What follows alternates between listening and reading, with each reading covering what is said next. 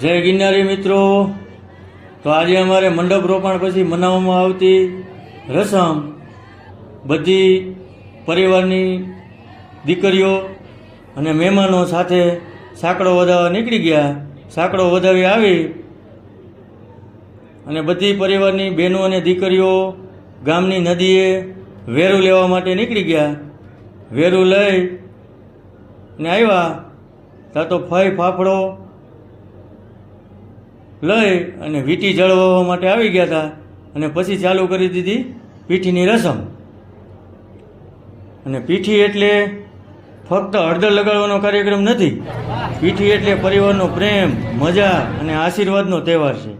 આજે જુઓ તો ખરા, કોઈ પણ હાથમાં હળદર લઈને ઊભા છે, કોઈ સેલ્ફી લેવા તૈયાર છે અને કેટલાક તો બસ રાહ જોઈ રહ્યા છે કે ક્યારે હળદર લગાડીએ અને ક્યારે મસ્તી શરૂ કરીએ.